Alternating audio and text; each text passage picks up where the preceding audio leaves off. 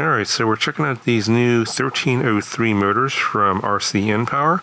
So the ones on this particular drone here, this is the 5000 kV, and there's a little indication of 2S here. I'm not sure why that is because I actually flew this on a 3-inch setup on 3S.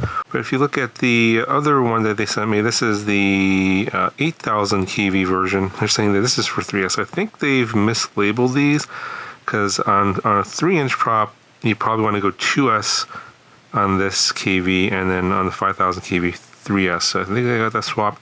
There is another one that is, I think, 11,500 kV that I don't have. I think that one is going to be for a 3-inch prop on 1S. So I know that, you're probably thinking toothpick. Yes, this is basically the same size motor and kV as I had on the OG toothpick. This is from FPV Cycle, 1303 5000 kV motor, same 3-inch prop. This is my OG toothpick from, I forget how many years ago. I still fly this every once in a while. It's analog still. But it's not really about toothpicks, but more about how this motor performs in terms of efficiency relative to the analog version. And that's what we're going to talk about in this video, because the weight difference between these two is pretty significant. So this frame here you can't get anywhere. It's just a custom frame. I think you can get the STL files from Thingiverse. I'll link the original review video of this frame from like 4 years ago down in the video description. This is a frame from the Drone Club, and this is called a Pickle Evo MK3, I believe. And this has been sitting on a shelf for a long time because I had a bad ESC and I hadn't had time to fix it. But I decided I use this frame for this test here on this motor because it's gonna. This is the only one that I could think of that's pretty light and toothpicky, and I can get an O3 air unit kind of in there. It's not really obviously meant for an O3 air unit.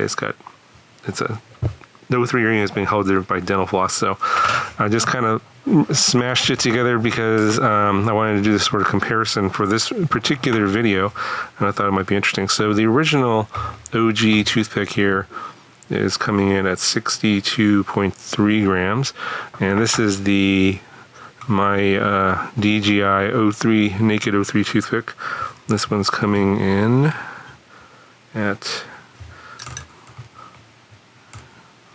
83.2, so roughly 20 grams heavier, obviously because we're carrying around an O3 air unit.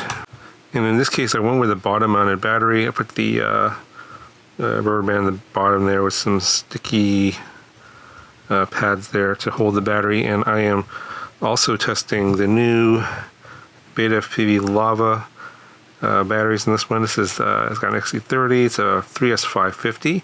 Got a few of these. I got also some 2S550s.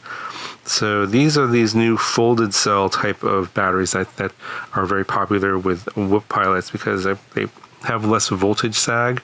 And in my test with this, it did prove that it has a lot less voltage sag than some of my other batteries that I've tried.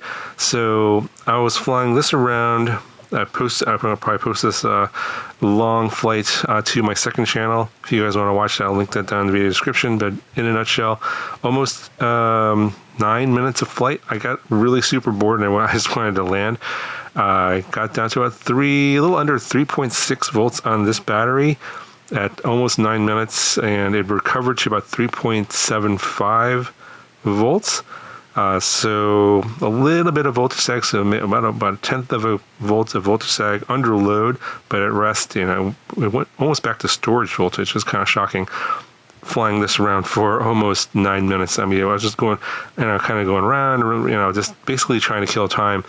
So this is kind of a viable option if you want to do like DJI O3 on an ultralight setup here with, a super long flight time. Yeah, so forgot to tell you the weight of the battery. Battery is 43.5 grams, and then altogether it's 127 grams, so very, very light. So obviously with this whole setup here being quite a bit heavier than this one here, it's roughly 30 grams heavier, I think, because I flew this on a 3S 450, this being analog. It doesn't quite have the same sort of power to weight ratio that this does.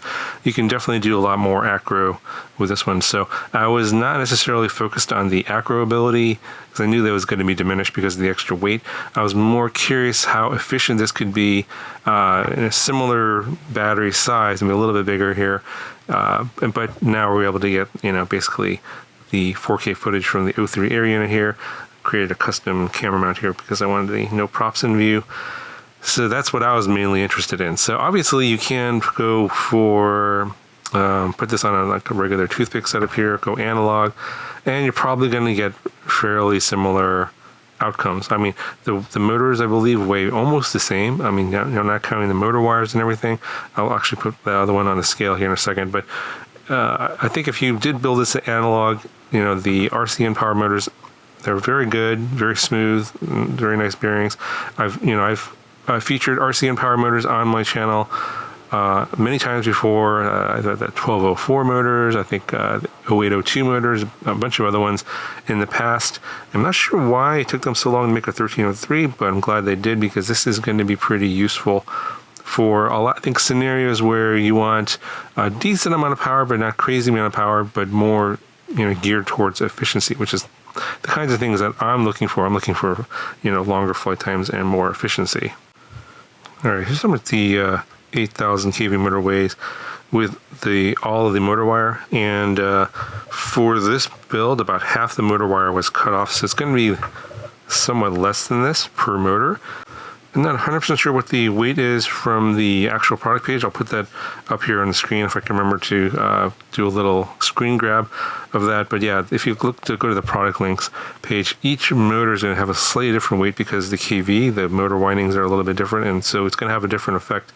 So I think the 5,000 kV motor, actually weighs a little bit more than the 8,000 kV motor, but I'm not 100% sure. So check the product link. They'll have a full spec sheet on the product link or on the product page. Anyway, overall, pretty happy with the way things turned out with this build. I am still experimenting with better camera mounting setup here for this because I still have a little bit of jello in the footage. So this is not anything that anyone can buy. I mean, you can get these frames made by CNC Madness, I believe. But yeah, if you're going to try and replicate this build, it's going to be fairly challenging.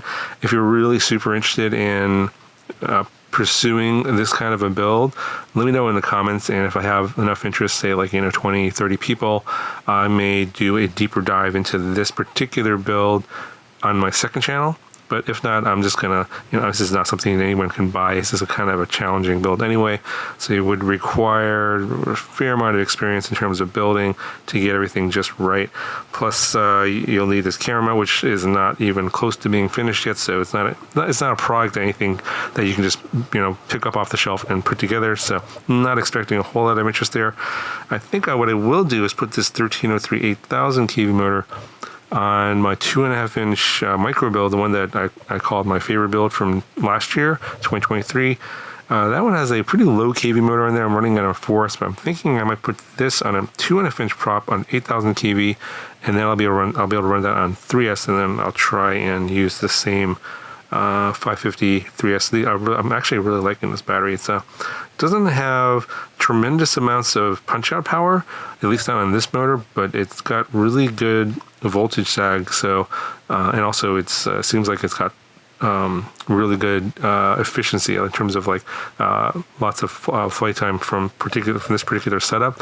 So yeah, I'm going to try and get a lot more of these because I only have 4 of these right now, but I think I'll be using, I tend to use the 3S 450s quite a bit, so I'm thinking I might switch to these 3S 550s for more longer flight times, and then this one here on that 2.5-inch might be an interesting setup.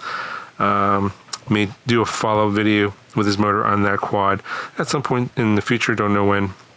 Kind of depends on my schedule and how busy I am with other reviews and stuff, but yeah, this is definitely one I think I will be using on something like a 2.5-inch. I think that would be a nice setup on 3S.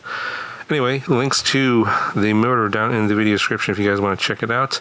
That'll do it for this video, and I'll talk to you guys in the next one.